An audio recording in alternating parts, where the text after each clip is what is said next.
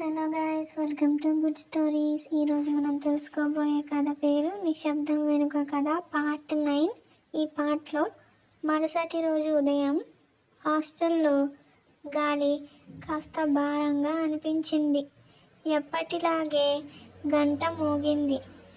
అమ్మాయిలు అందరూ లేచి పనుల్లో పడిపోయారు. కానీ ఈ ఆరుగురు ఎక్కువగా మాట్లాడలేదు. జాహ్నవి నిదానంగా వాష్రూమ్కి వెళ్ళింది. అద్దంలో తననే చూస్తూ నిలబడింది. ఇది నిజమేనా, లేక మనమే ఊహించుకుంటున్నామా అని ఆమె మనసులో ప్రశ్న. కానీ లోపల ఎక్కడో ఒక చిన్న భయం. ప్రణతి బయట బెంచ్ మీద కూర్చుని షూ కట్టుకుంటుంది. ఆమె కూడా ఆలోచనల్లో మునిగిపోయింది. నిన్న కనిపించిన తలుపు, ఎవరో లోపలికి వెళ్ళిన దృశ్యం మళ్ళీ మళ్ళీ కళ్ళ ముందు తిరుగుతోంది. ఆనంది, సింధు నీళ్ల బాటిళ్లు నింపుకుంటూ చిన్నగా మాట్లాడుకుంటున్నారు. ఈరోజు ఏమైనా స్పష్టంగా కనిపిస్తే బాగుండు అంది ఆనంది. అవును, కానీ మనం ఓపిగ్గా ఉండాలి అని సింధు చెప్పింది. లిఖిత, మోహిని ముందే బయటకు వచ్చారు. మోహిని మామూలుగానే నవ్వుతోంది, కానీ ఆ నవ్వు కాస్త తగ్గినట్టుంది. ఇన్ని రోజులు మనం ఇలానే వచ్చాం అంది ఆమె. ఇప్పుడు మాత్రం అన్నీ కొత్తగా అనిపిస్తున్నాయి అంది. ఆరుగురు కలిసి సెంటర్కి నడిచారు. రోడ్డు మీద జనాలు, వాహనాలు, ఏ మార్పు లేదు.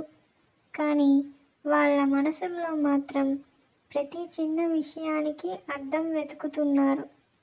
సెంటర్లోకి అడుగు పెట్టగానే జాహ్నవి మరోసారి టెర్రస్ వైపు చూసింది. తలుపు మూసే ఉంది. ఎవరూ కనిపించలేదు. అది చూసి ఆమెకి కాస్త రిలీఫ్ వచ్చినట్టే. కానీ వెంటనే అనుమానం కూడా. మొదట క్లాస్ మొదలైంది.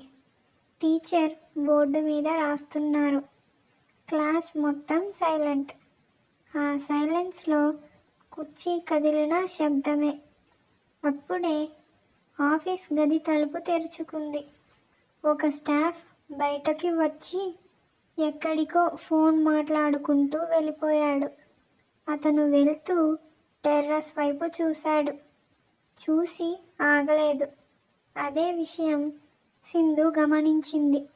ఆమె కాగితం మీద చిన్నగా రాసి జాహ్నవికి చూపించింది. మళ్ళీ అదే అని జాహ్నవి చదివి ఏమీ మాట్లాడలేదు. బ్రేక్ టైంలో ఆరుగురు వేరువేరుగా ఉన్నారు. ఇది ఇప్పుడు వాళ్లకు అలవాటైపోయింది. కానీ అందరి కదలికలు ఎవరో ఒకరు గమనిస్తున్నారు. లిఖిత క్యాంటీన్ దగ్గర నిలబడి ఉంది. అక్కడ ఒక క్లీనింగ్ స్టాఫ్ ఇతర స్టాఫ్తో మాట్లాడుతున్నాడు. 5th ఫ్లోర్ ఈరోజు కూడా క్లీన్ చేయాలంట అని అతను అన్న మాట లిఖిత చెవిలో పడింది. ఆమె వెంటనే మోహినిని చూసింది. మోహిని కూడా అదే విన్నట్టు చిన్నగా తల ఊపింది. ఇద్దరూ ఏమీ మాట్లాడలేదు, కానీ విషయం గుర్తుపెట్టుకున్నారు. ఇంకోవైపు ఆనంది, సింధు మెట్ల దగ్గర ఉన్నారు. టెర్రస్కు వెళ్ళే దారి ఇంకా ఖాళీగానే ఉంది. కానీ ఏదో వింతగా అనిపిస్తుంది. ఈరోజు కూడా ఆమె వెళ్ళకపోతే అని ఆనంది అడిగింది. అయినా మనం గమనిస్తూనే ఉండాలి అని సింధు అంది.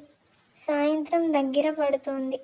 ఆకాశం మెల్లగా మబ్బులతో నిండుతుంది.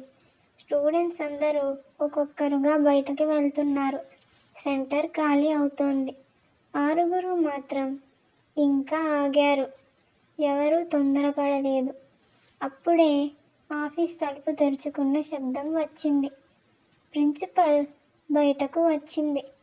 మామూలుగానే ఉంది. ఎలాంటి తొందర లేదు. నేరుగా మెట్లు ఎక్కడం మొదలుపెట్టింది. ఆరుగురిలో ఎవరూ మాట్లాడలేదు.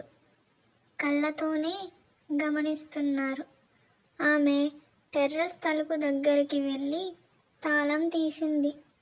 లోపలికి వెళ్ళి తలుపు మూసేసింది.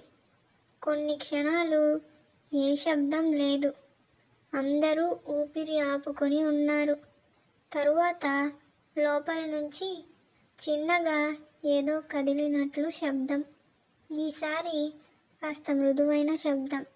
విన్నారా అని ప్రణతి నెమ్మదిగా అంది. అందరూ తల ఊపారు. ఈసారి మనం ఏం చెయ్యం అని జాహ్నవి అంది. కేవలం గుర్తుపెట్టుకుంటాం అని అంది. కొద్దిసేపటికి శబ్దం ఆగిపోయింది. తలుపు తెరుచుకుంది. ప్రిన్సిపల్ బయటకు వచ్చింది. ఏమీ జరగనట్లే నడుచుకుంటూ దిగిపోయింది. ఈ దృశ్యం ఇప్పుడు వాళ్లకు కొత్తగా అనిపించలేదు. కానీ భయం మాత్రం తగ్గలేదు. హాస్టల్కు తిరిగొచ్చాక మళ్ళీ అందరూ ఒకే గదిలో కూర్చున్నారు. సింధు డైరీ ఓపెన్ చేసింది. ఈరోజు జరిగిన ప్రతిదీ రాసింది. ఇప్పుడు స్పష్టంగా ఉంది అని ఆనంది అంది. ఏదో దాచిపెడుతుంది అని అంది. అవును అని జాహ్నవి నెమ్మదిగా అంది. మనం ఇంకా దూరంలో ఉన్నాం, కానీ దారి సరైనదే అని అంది. ఆ రాత్రి వాళ్ళు ఎక్కువగా మాట్లాడలేదు. కానీ ఒక నిర్ణయం మాత్రం బలపడింది. ఇప్పటి వరకు గమనించారు. ఇక మీదట గమనించడమే కాకుండా అర్థం చేసుకోవాలి. ఎందుకంటే ఇది కేవలం భయమైన అనుభవం కాదు. ఇది వాళ్ళ జీవితాల్లోకి నెమ్మదిగా అడుగు పెడుతున్న ఒక పెద్ద రహస్యానికి ముందు మాట మాత్రమే. Thank you for watching.